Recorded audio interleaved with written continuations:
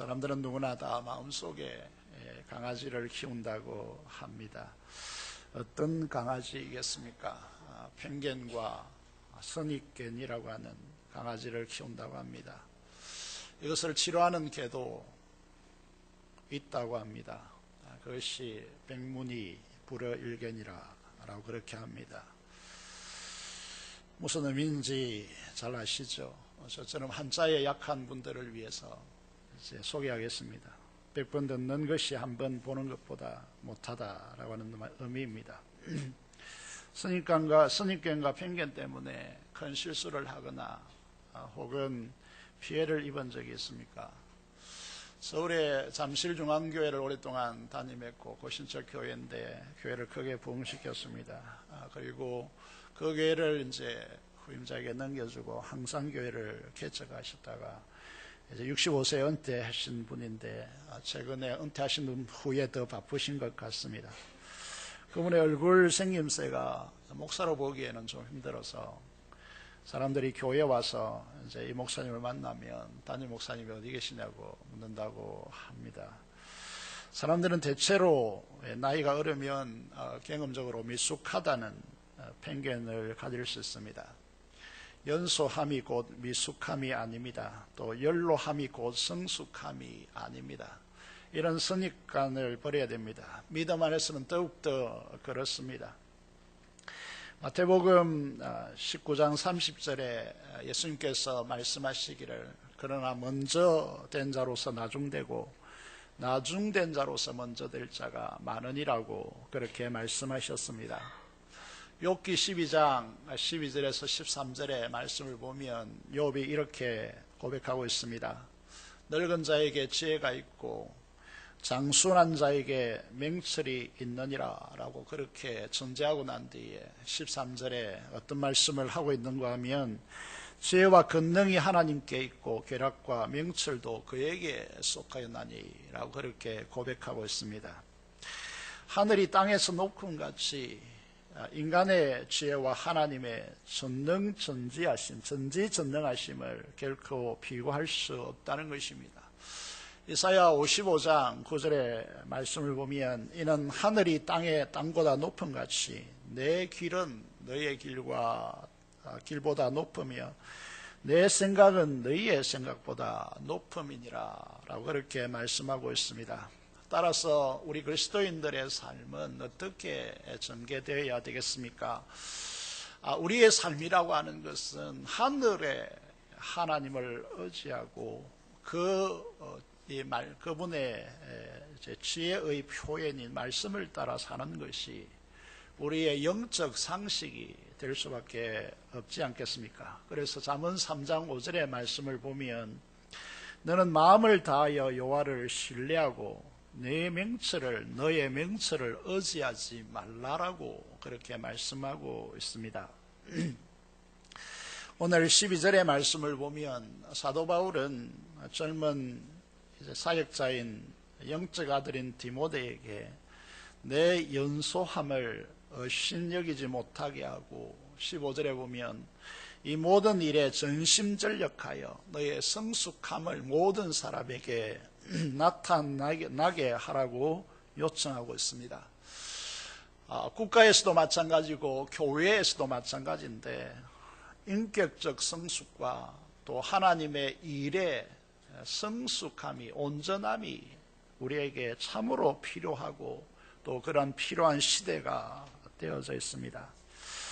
사도 바울은 이제 연소하지만 나이가 어리지만 온전함을 모든 사람에게 나타내어야 할 디모데에게 그 길에 대해서 세 가지로 가르치고 있습니다.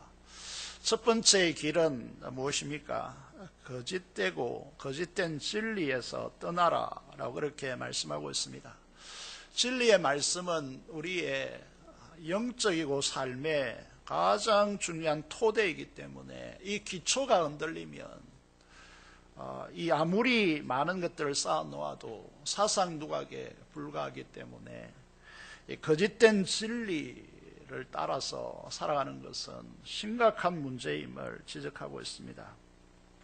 거짓되고 잘못된 진리 위에 서면 아무리 시간이 가고 아무리 헌신해도 결국 물거품이 되어질 뿐만 아니라 자신과 가족과 교회 공동체의 치명타를 가하게 되어지기 때문에 이 거짓된 진리로 삶을 구축하면 안 된다라고 그렇게 말씀하고 있습니다.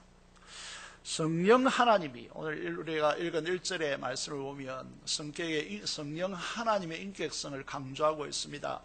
성령 하나님이 바울에게 밝히 말씀하신 바, 그 중요성이 그래서 굉장히 그 중요성을 강조하고 있습니다.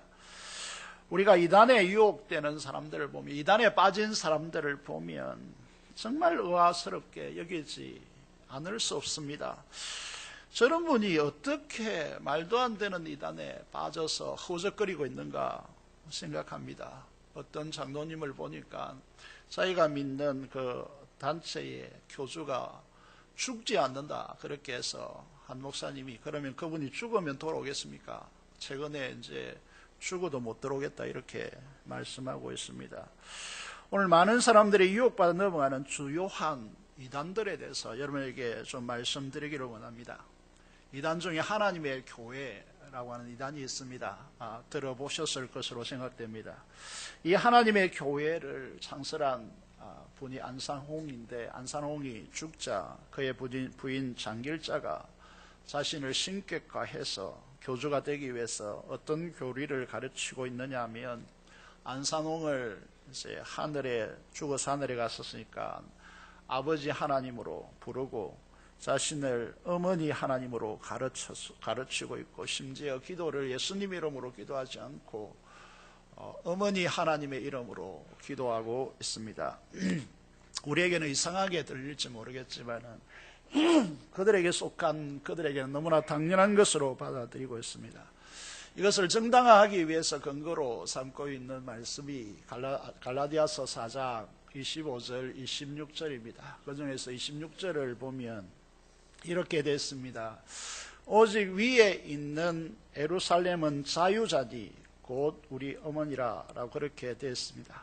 그래서 그들은 위에 있다는 이 표현을 하늘에 있는 예루살렘으로 그렇게 부르고 있고, 자유자니 곧 우리 어머니라, 하늘에 있는 어머니라고 그렇게 해석해서 이 장길자를 하나님, 어머니 하나님이라고 그렇게 부르고 신격화하여서 자신을 하나님으로 둔갑시켰습니다. 여러분이라면 이 종교, 이 이단을 믿겠습니까? 이 이단에 가입하겠습니까? 그런데 많은 젊은 여성들이, 아이를 둔 특별히 많은 여성들이 이곳에 어처구니 없이 유혹받아서 이곳에 신앙생활을 하고 있습니다. 신천지를 보시면 이제 이만희라고 하는 교주, 이제 신천지 요즘 많이 활동을 해서 이만희 교주가 자신을 보혜사 성령 하나님이라고 그렇게 일컫습니다. 여러분, 자신을 보혜사 성령 하나님이라고 일컫는 이 집단에 여러분을 믿을 수 있겠습니까? 그런데 그렇게 하고 있습니다. 그리고 죽은 사람 영혼이 이제 영혼에게 제사를 드리는 집단입니다. 자신을 성령 하나님으로 둔갑시키고, 영혼이 이제 죽으면 천국에 가거나 지옥에 가는데, 이 떠도는 것은 다 귀신이 장난치는 것입니다. 그 위에서 제사한다는 것은 귀신에게 절하는 것인데, 그렇게 하고 있다는 것입니다. 박옥수 여러분, 버스, 시내버스를 보면 박옥수 성경 공부 이렇게 해서 막 이제 버스에 광고하고 다니는 것을 볼 수 있습니다. 이들은 구원을 받으면 갈등이 없다라고 그렇게 생각합니다. 육은 악한 것이기 때문에 육은 구원받은 영에게 전혀 영향을 미치지 못한다라고 그렇게 가르칩니다. 그래서 육신이 죄를 지어도 영혼에 죄가 되지 않는다라고 그렇게 가르치고, 그래서 그들은 한번 구원받으면 갈등이 없다라고 그렇게 가르칩니다. 갈등이 없다는 것은 문제가 심각한 것입니다. 여러분 삶에 갈등이 전혀 없다, 그거는 문제투성이라 이 말입니다. 구원받은 우리가 이 세상 속에서 육신을 안고 있는 한 갈등이 있을 수밖에 없습니다. 그래서 날마다 우리의 육신을 죽여야 하는 우리의 신앙에 있어서 갈등이 없다. 이것은 어처구니 없는 교리이지 않을 수 없습니다.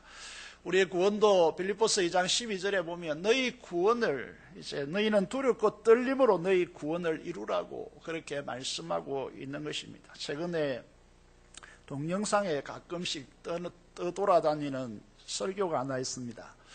한 여 목사님이 지옥을 경험하고 와서 간증하는 모 여 목사의 말을 인용하면서 성령이 자신에게 직접 말씀하셨다라고 그렇게 말하면서 이 부분이 조심해야 될 부분입니다. 성령이 직접 계시를 했다. 이거는 대단히 위험천만한 일입니다. 이런 이제 이 목사님이 어떻게 설교하고 있느냐 하면 한국 교회 대표적으로 존경받는 세 목사님을 거명했습니다. 한경진 목사님, 또 오카는 목사님, 하용조 목사님, 그들이 지옥에 있더라라고 그렇게 했습니다. 여러분, 이렇게 이제 이런 자기가 너무 아프고 또 이 말을 하지 않으면 못 견딜 정도로 하나님께서 자신을 하지 않으려고 했는데 치셨기 때문에 이런 말을 통해서 이런 말을 하고 있기 때문에 어떤 사람들은 그 설교를 들으면 그런가 이렇게 하는 것입니다. 1절에 보시면 후일에 어떤 사람들이 믿음에서 떠나 미혹하는 영과 귀신의 가르침을 따르리라. 우리가 이제 이 이단들과 이런 이제 이야기를 들어보면 도대체 어떻게 이렇게 말할 수 있는가? 또 이단에 들어간 사람들 보면 도대체 말이 되지 않는 저곳에 와 빠져 있는가? 이렇게 생각하겠지만은 그곳에 왜 그렇게 되어지느냐? 우리가 쉽게 생각할 문제가 아닙니다. 그들에게 미혹하는 영과 귀신의 가르침이 있기 때문에, 귀신의 역사가 있기 때문에 한번 유혹당하면 빠져나오기가 힘듭니다. 이 사실을 우리가 기억해야 합니다. 제가 아는 어떤 교수님은 단군 이제 귀신을 모시고 있는 그 여자 점쟁이에게 빠져서 자신의 수억의 재산을 바쳤습니다. 여러분, 이것은 영적인 일이기 때문에 쉽게 인간적인 이성적으로 감당할 수 있는 일들이 아님을 우리가 기억해야 합니다. 왜 사람들이 저런가? 이게 단순한 문제가 아닙니다. 이들의 말씀을 보면 이들의 특징이 어떻게 나타나느냐 하면 자기 양심이 화인 막지 않고서는 어떻게 자신을 하나님이라고 할 수 있겠습니까? 그 특징이 외식과 위선으로 얼룩져서 한결같이 거짓말을 한다는 것입니다. 여러분, 자신의 상황, 자기 이제 남편이 이렇게 창설한 이 교단, 이단을 수호하기 위해서 자신을 하나님으로 둔갑시키는 이 거짓을 우리가 보면서 어떻게 양심이 한맞지 않고서는 이렇게 될 수 있겠느냐라고 하는 것입니다. 오늘 이 시대는 혼돈의 시대입니다. 이 혼돈의 시대 가운데 영과 귀신의 가르침을 따르는 이 비진리가 증폭될 수밖에 없습니다. 시대가 불안할수록, 시대가 힘들수록 유혹의 손길을 뻗습니다. 그 손길에서 철저히 여러분이 벗어나 있기를 원합니다. 참된 진리 가운데 거하는, 진리 위에 철저히 서 있는 우리의 삶이 되어지기를 원합니다. 두 번째로 사도 바울이 성숙한 삶에 이르는 길로서 첫 번째는 거짓 진리 위에 서서는 안 된다. 이게 첫 번째 사도 바울이 말씀하고 있는 부분입니다. 두 번째는 율법주의와 사변적인 신앙생활을 하면 안 된다라고 그렇게 말하고 있습니다. 3절의 말씀을 보시면 혼인을 금하고 어떤 음식물을 먹지 말라고 하는 이 주장에 대해서 다루고 있습니다. 율법을 이제 아시는 분은 레위기를 읽어보면 거기에 음식법에 대해서 이제 규정 짓고 있습니다. 그것이 정결한 것과 부정한 것을 분리해서 부정한 것은 먹지 말라라고 그렇게 말하고 있습니다. 우선 땅에 지는 짐승을 보면 통괄적으로 말씀을 드려보면 이렇습니다. 되새김질 하지 않거나 굽이 갈라지지 않는 짐승은 먹지 말라라고 그렇게 됐습니다. 그리고 새의 경우에 이제 썩은 시체를 먹는 그런 독수리류의 이런 새들을 먹지 말고 날개를 가졌지만은 거짓 날개를 가지고 있어서 날지 못하는, 날개를 갖지만 날지 못하는 짐승들은 먹지 말라라고 그렇게 됐습니다. 이제 이 물고기 생선으로 가보면 비늘이 없는 물고기는 먹지 말라라고 그렇게 되어 있습니다. 그런데 오늘 우리가 대표적으로 없는 음식들이 바로 이런 것입니다. 대세균질 하지 않는 돼지고기를 먹고 또 비늘이 없는 짱어나 이런 것들을 보양식으로 즐겨 먹습니다. 그리고 날개를 가졌지만 날지 못하는 통닭, 치킨 열심히 먹고 있습니다. 이제 이런 것들이 왜 우리가 오늘 먹을 수 있는 것이 되어졌냐 하면 사도행전 10장에 보면 베드로가 이방인 백부장인 로마 백부장인 군인인 로마 백부장에게 복음을 전하는 과정에서 주님께서 이제 이런 부정한 짐승과 또 이기는 것들을 한 보따리 이렇게 싸서 내려보냅니다. 베드로에게 한 상중에 내려보냈는데 베드로에게 주님께서 잡아 먹으라고 말씀하시니까 이 베드로가 유대인이기 때문에 나는 못하겠다. 나는 율법에 따라서 이 부정한 것을 먹지 않고 깨끗한 이제 음식만 먹어왔는데 어떻게 그럴 수 있습니까? 하나님께서 깨끗한 것을 네가 추하다고 할 수 있느냐, 잡아 먹으라고 그렇게 말씀하십니다. 이 의미는 이방인에게 복음을 전하라 라고 하는 의미로 주님께서 이렇게 말씀하신 것입니다. 여러분, 복음이 전파되는 곳곳마다 이제 이 바울이 선교 전략을 어떻게 가져갔느냐 하면 먼저 회당에 들어가서 구약의 말씀을 읽고 그 말씀이 그리스도 안에서 오늘날 너에게 성취되었다라고 하는 방식으로 선교를 했습니다. 그래서 부딪히는 문제가 그 해당에 들어오는 사람들이 유대인이나 또 유대교로 회심한 자들이기 때문에 이 문제에 대해서 계속해서 부딪혔습니다. 그래서 할례를 받지 않아도 된다라고 그렇게 말씀했고 대신에 세례를 받으라고 말씀하셨고 그렇게 복음을 전했고 또 음식법에 대해서 부딪혔기 때문에 이 문제가 심각해져서 예루살렘 교회가 최초로 공회를 열었습니다. 그 당시에 예루살렘 교회의 총 지도자는 야고보였습니다. 야고보는 이제 마리아로부터 태어난 육신의 동생이라고, 예수님의 육신의 동생이 야고보입니다. 그래서 야고보서를 기록한 야고보가 그 당시 최고의 지도자가 됐습니다. 야고보가 이제 사도들, 베드로를 필두로 해서 사도들과 함께 공회를 모집합니다. 이 공회에서 이 문제에 대해서 해결책을 내놓습니다. 어떻게 해결책을 내놓느냐 하면 사도행전 15장 20절 29절에서 이렇게 말씀하고 있습니다. 음식부와 할례를 지키는 것이 아니라 다만 우상의 더러운 것, 다시 말해서 우상의 제물과 음행과 목매어 죽이는 것과 피를 멀리하라고 그렇게 결정을 내립니다. 여러분, 이 부분에 대해서 이 부분은 이 구약의 율법을 굉장히 축소한 것이고 단순한 것이고 이것만 지키지 이것을 지키라라고 그렇게 말하는 것입니다. 우상의 제물과 음행과 목매어 죽인 것, 이게 이제 상당히 문제가 됐죠.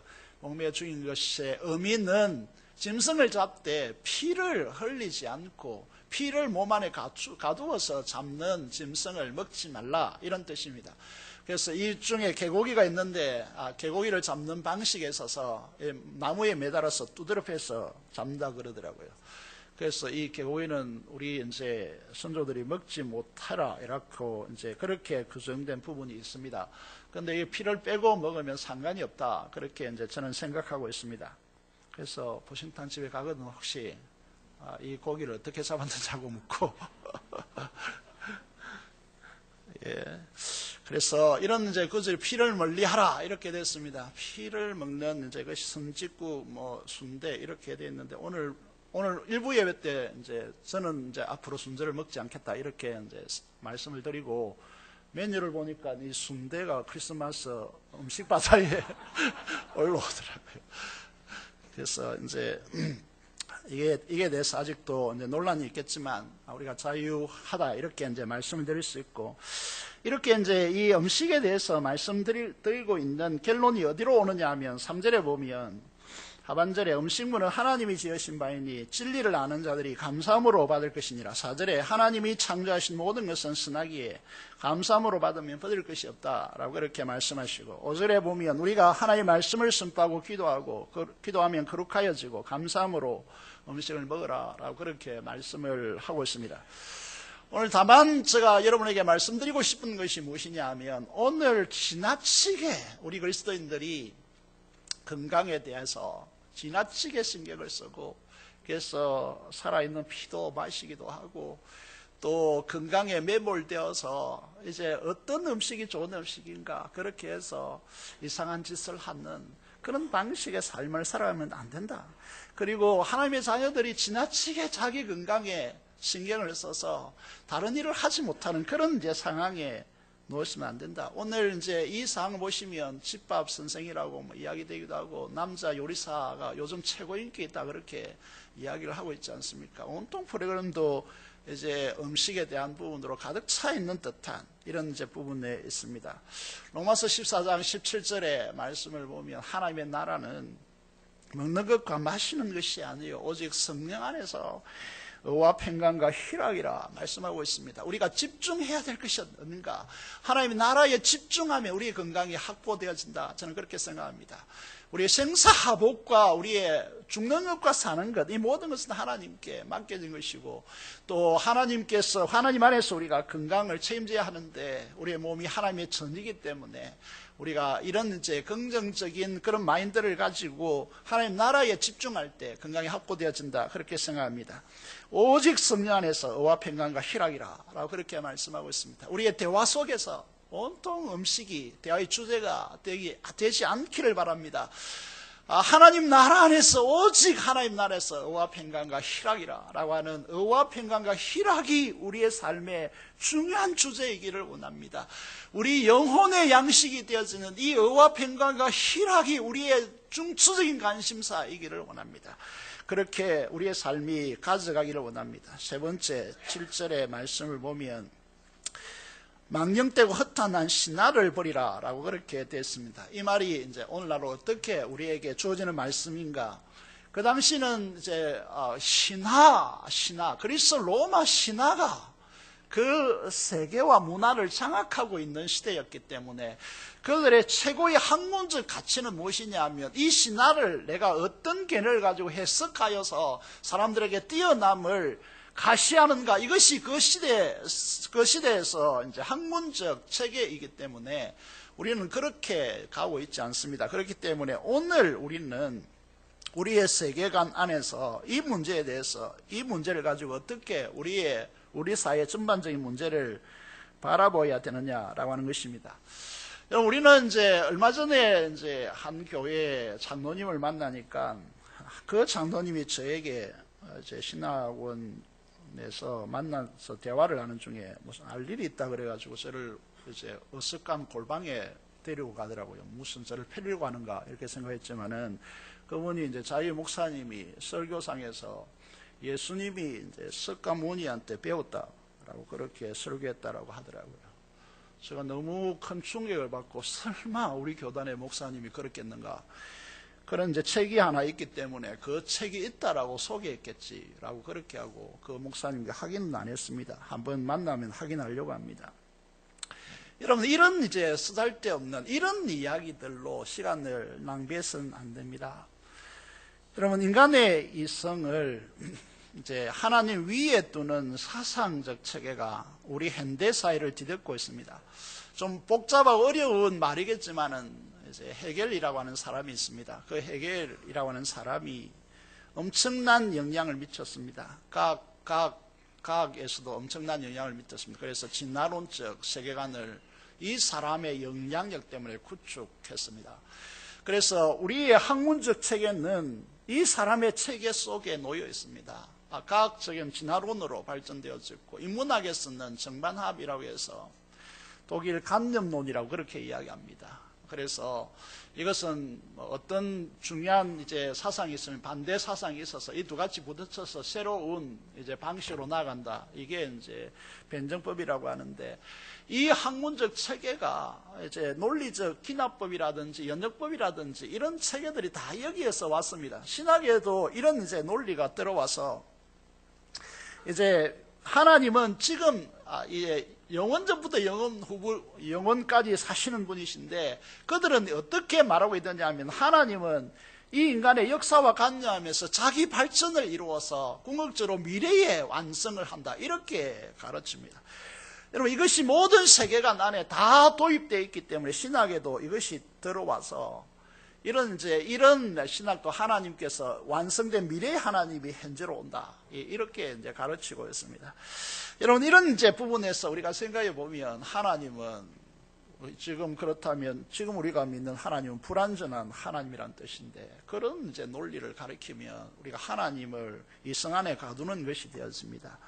우리의 삶의 일상적인 삶에 어떻게 이런 사상들이 보편화해서 들어와 있느냐 하면, 망령되고 허탄한 신화를 버리라 라고 하는 이 말이 우리에게 어떤 의미로 들려져야 하느냐 하면, 우리의 이성을 하나님의 말씀의 근위보다 위에 두고 말씀에 무릎 꿇음이 없이 하나님의 말씀을 내 삶과 내 처지에 따라서 변화시키는 것입니다. 하나님의 말씀을 자기의 환경에 맞게 하나님의 말씀을 뜯어 고치는 것입니다. 그런 삶을 하지 말라, 그런 삶을 살지 말라라고 그렇게 하나님께서 이 시대를 향하여서 요구하고 있습니다. 유럽 교회가 그렇게 갔을 때, 이성을 하나님의 말씀 근위 위에 놓았을 때 교회는 텅텅 비었습니다. 그들이 지금 반성하고 새로운 활력을 찾으려고 새로운 길을 모색하려고 하지만 되지 않습니다. 전부 다 이슬람에 다 굴복되었죠. 이슬람화 되었죠. 버린 것이죠. 여러분, 우리가 해야 될 중요한 이 시대에 하나님에 대한 이 사도 바울이 디모데에게 말한 이 망령되고 허탄한 신화를 버리라라고 하는 이 말을 어떻게 들어야 하는가 하면, 너희의 이성을 하나님의 말씀 위에 놓고 하나님의 말씀의 근위에 순종하지 않는 이 삶의 방식을 버려라. 이렇게 우리는 들어야 합니다. 하나님의 말씀에 굴복해야 됩니다. 하나님의 말씀에 순종하셔야 됩니다. 8절에 보면 육체의 연단은 약간의 유익이 있지만 이렇게 됐습니다. 경건의 연단은 금생과 내생에 어마어마한 복을 가져온다. 이렇게 되어 있습니다. 여기에서 주의해야 될 부분이 있습니다. 육체의 연단은 우리가 맨손 체조라든지 걷기라든지 축구라든지 탁구라든지 이런 운동 등을 하지 말라, 이런 뜻이 아닙니다. 여기서 말하는 것은 금욕주의적 고형, 요가 이런 것을 의미하고 있습니다. 자신의 육신을 더럽고 추하기 때문에 이 육신에서 이탈하는 방식으로 고행을 가지고 금욕주의를 하고 요가를 하고 이런 방식을 하지 말라라고 하는 것입니다. 이런 방식은 안 된다는 것입니다. 그래서 체조하고 걷기 운동하고 이런 걸 하지 말라, 이런 운동을 하지 말라, 이런 뜻이 아님을 주제해야 됩니다. 세 번째, 이 말씀의 오늘 핵심은 성숙함이 이르는 길로서 경건에 이르도록 연단하라, 이렇게 됐습니다.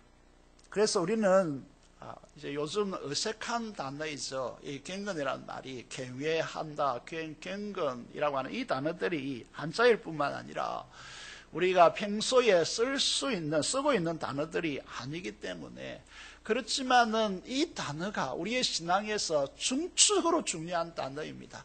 그런 의미에서 이 경건이라는 단어를 우리는 이해해야 됩니다. 그래서 영어로 가들이라고 그렇게 표현하는데 G.O.D 뭐 이렇게 가수 그룹이 있었죠. G.O.D에다가 RY라고 해서 G.O.D 가들이라고 그렇게 영어는 표현되어 있습니다. 그래서 이거를 위키 백과사전에 보니까 하나님의 원한 뜻과 하나님의 원함에 순종하는, 이렇게 해석되어 있습니다. 그래서 하나님의 닮은 하나님의 자녀다움이다, 이렇게 번역할 수 있습니다. 베드로후서 1장 3절에 보면 우리가 이 경건에 대해서 우리는 잘 알아야 되는데, 왜 잘 알아야 되느냐 하면 베드로후서 1장 3절의 말씀을 보시면 여기에 베드로 사도는 이렇게 기록하고 있습니다. 생명과 경건에 속한 모든 것을 너희에게 주셨다. 우리에게 있기 때문에 우리는 이해해야 됩니다. 우리에게 주어져 있기 때문에 그것을 이해해야 된다는 것이죠. 우리가 어떤 획득하기 위해서 노력하는 것이 아니기 때문에 우리에게 생명과 경건에 속한 모든 것을 우리에게 하나님께서 주님 안에서 주셨기 때문에, 우리 안에 내재하고 있기 때문에 우리는 본성적으로 이 경건에 대해서 익숙해져야 한다, 그렇게 말씀을 드릴 수 있습니다. 베드로후서 3장 10절에서 12절에 보면 너희가 어떠한 사람이 되어야 마땅하냐, 거룩한 행실과 경건함으로 하나님의 날이 임하기를 바라보고 간절히 사모하라 라고 그렇게 말씀하고 있습니다. 그래서 경건함이란 하나님을 향한 헌신이다, 이렇게 전에 오래됐습니다마는 몇 달 전에 제가 설교를 했습니다. 갱근이란 무엇인가 설교했습니다. 다 잊어버리셨죠? 예, 감사합니다. 그래야 또 제가 설교하니까 갱근이라는 것은 세 가지 요소로 구성되어 있다. 제가 그래서 이 그림을 띄어서 삼각형을 띄워서 제가 설명을 했습니다. 삼각형의 세 꼭지점을 생각해 보시면 갱근함이란 하나님을 향한 헌신인데 세 가지 요소로 구성되어져 있다. 이렇게 설명을 드렸습니다. 제일 왼쪽 꼭지점, 삼각형을 여러분 머릿속에 그리고 제일 왼쪽에 이제 그림은 하나님을 경외함이다. 이렇게 이제 첫 번째 요소가 그렇습니다. 갱근이란 세 가지 요소를 구성되어 있는데 첫 번째 요소는 하나님을 경외하는 것이다. 여러분, 하나님을 두려워하지 않는 사람은 신앙을 행성할 수가 없습니다. 하나님을 두려워하지 않는 사람이 하나님을 믿는다는 것은 이거는 정반대되기 때문에 있을 수 없는 이야기입니다. 여러분, 하나님을 이제 두려워한다 이 말은 내가 가장 존경하고 이 우주에서 최고로 존경하기 때문에 그분에 대한 두려움이 형성되는 것, 이것을 이제 경외심이다, 그렇게 이야기합니다. 그래서 하나님께 헌신하고 가들이 경건한 삶을 살아가기 위해서 첫 번째 요소가 무엇이냐 하면 하나님을 경외하셔야 된다라는 것입니다. 삼각형 밑변에서 이제 이쪽에 하나님을 경외함이라면 이쪽에 이제 꼭지점은 뭐겠습니까? 하나님의 사랑을 깨닫는 것이다. 이렇게 이제 말씀드릴 수 있습니다. 하나님의 사랑을 깨닫셔야 한다. 여러분, 예수 그리스도 십자가 안에서 우리에게 부어진 하나님의 사랑, 그 사랑을 깨달아가는 것, 이것이 우리에게 중요한 요소이다라는 사실입니다. 세 번째, 제일 위에 있는 꼭지점은 무엇이겠습니까? 그것을 이제 하나님을 갈망함이다. 이렇게 말씀드릴 수 있습니다. 사랑하는 여러분, 우리는 하나님을 갈망하셔야 됩니다. 그래서 이 심령의 가난함으로 의에 줄이고 목마르고 하나님을 앙망함으로써 독수리 날개침같이 올라가는 이 신앙을 확보해야 됩니다. 여러분, 마음속에 이 자리에 나올 때 내가 하나님을 갈망, 하나님을 사모함, 이것이 우리 마음속에 차 있어야 합니다. 그래야 하나님다움, 하나님의 자녀다움이 우리 삶에 펼쳐지게 되어 있습니다. 그런 의미에서 꼭 이 세 가지를 기억하시고, 이 경건함이란 이 세 가지 요소로 구성되어 있음을 꼭 기억하시고, 여러분, 하나님을 경외하고 이제 오른편에 있는 오른손을 이제 들면서 우리가 이렇게 꼭 기억하시기 바랍니다. 왼손은 하나님을 경외하고 삼각형을 그리면서 하나님을 경외한다. 왼손 보면서 네 단디 기억해라. 하나님을 경외하는 것이다. 이렇게 기억하시면 좋겠습니다. 오른편은 뭐라고 했습니까? 하나님의 사랑을 깨달아야 한다. 그리고 내 머리 꼭대기를 생각하면서 뭐라고요? 내 꼭대기는 하늘을 보면서 하나님을 갈망한다. 이 세 가지가 있어야 하나님 자녀답게 살 수 있습니다. 우리의 마음속에 항상 그래야 될 것이 무엇이냐 하면 이 상황 속에서 여러분 대화하거나 이게 오늘 말과 그랬습니다. 오늘 이제 말씀을 보시면요, 어떻게 되었습니까? 디모데에게 이제 이 몇 절이죠? 12절을 보면 없이 못하게 하여 오직 말과 행실과 사랑과 믿음과 정절에 있어서 믿는 자에게 본이 되어 이렇게 됐습니다. 우리의 말하는 가운데 또 어떤 상황 속에서 우리의 행실 속에서 우리 행동하는 속에서 사랑과 믿음과 정절의 영역에 있어서 사람들과 대하고 그 환경, 우리의 삶에 전반적으로 이렇게 말씀드릴 수 있지 않겠습니까? 그런 상황 가운데 가들이라고 하는 말은 어떤 말이 되는가 하면 이 상황 속에서 예수님이라면 어떻게 하셨을까? 예수님이라면 어떻게 말했을까? 예수님이라면 어떻게 행동했을까? 예수님이라면 어떻게 이 상황 속에서 사랑을 펼쳐나갔을까? 예수님이라면 어떻게 깨끗함으로 정절을 가져갔을까? 여러분, 예수님이라면 어떻게 했을까? 라고 한다면 여러분의 문제의 한 8, 90%는 다 해결될 것으로 그렇게 생각되었습니다. 사랑하는 여러분, 여러분 삶 속에 항상 기억해야 될 부분이 무엇이냐 하면 회의를 하거나 또 어떤 전도를 하거나 어떤 일을 하든지 간에 여러분 마음속에 그려야 합니다. 어떤 마음을 그려야 됩니까? 예수님이라면 어떻게 했을까? 그래서 우리는 사복음서를 열심히 읽어야 됩니다. 예수님이라면 그때 그 상황에서 어떻게 했더라라고 크로즈업이 일어나야 이게 가능하지 않겠습니까? 예수님이라면 어떻게 했을까? 그래서 뭐 다른 성경보다 열심히 사복음서를 읽기를 원합니다. 교회는 이렇게 예수님 닮은 작은 예수로 사는 사람들, 믿음의 성숙함을 가진 사람들이 필요합니다. 여러분, 막 이렇게 비가 많이 올 때 저희 동네에서 개울이 이제 흐르고 있었는데 바위 구르는 소리가 들리고 막 그래서 밖에 잘 못 나가고 그 개울을 건너지도 못합니다. 그러나 비가 아무리 많이 와도 한강은 소리가 나지 않습니다. 성숙함이 없으면 요란합니다. 성숙함이 없는 성숙한 이 성도들이 그 교회 중심에 자리 잡고 있지 않는다면 그 교회는 요란하고 깨어지고 부서집니다. 그러나 성숙한 그리스도 있는 교회는 다릅니다. 조용합니다. 문제가 없어서 조용한 것이 아닙니다. 그 사람들의 허물과 잘못을 내 안에 품어서 그를 격려하여서 세우기 때문에 조용한 것입니다. 이 사실을 우리가 알아야 됩니다. 교회는 성숙한 거목이라 그러죠. 성숙한 영적 거목들이 우리에게 필요합니다. 나이가 적다고 해서, 나이가 많다고 해서 이 성숙한 하다 그렇게 이꼴을 할 수는 없는 것입니다. 사랑하는 여러분, 이 땅을 살아가면서 우리가 하늘의 지혜와 하나님의 의를 담지하고 경건에 이르도록 우리가 최선을 다하는 전심전력하여서 성숙한 자리에 이르기를 원합니다.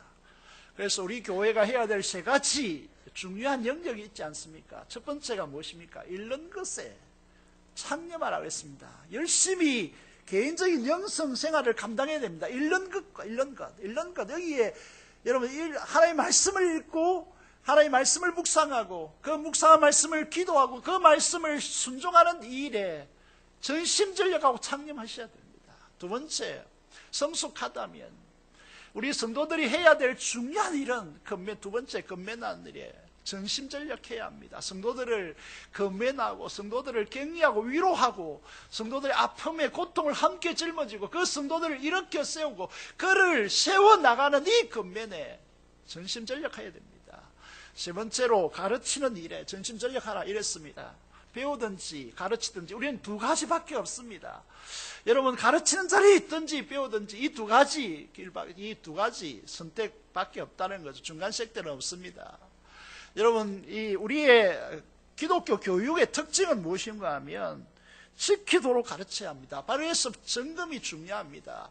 지키도록 가르쳐야 한다는 거죠. 그래서 함께 모여서 여러분 점검되어야 됩니다. 서로에게 목장교회로 모여서 점검되어야 됩니다. 네가 일주간의 삶에서 얼마나 하나님의 말씀에 대해서 순종하면서 하나님께서 너의 삶에 역사하셔서 그 하나님의 역사가 얼마나 너의 삶을 풍요롭게 했는가에 대한 그 간증을 가지고 와서 나눔으로서 서로 점검되어지는, 점검한다고 해서 비판하기 위해서 왜 하지 않았는지 따지기 위해서 점검하라는 거 아닙니다.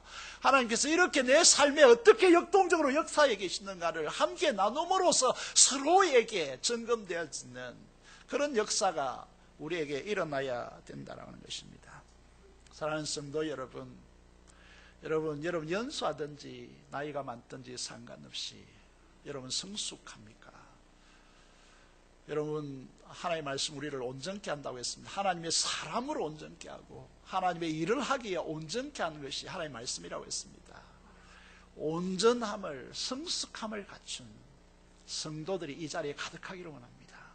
그래서 우리 성도들이 위로받고 우리 새로운 성도들이 힘을 얻고 격려받고 하나님의 주님의 제자로 작은 예수로 이 땅에 살아가는, 그래서 이 사회를, 이 지역사회를 역동적으로 변화시키는, 한국을 살리는 이 어렵고 힘든 시대, 내년은 더 어렵다고 이야기하죠.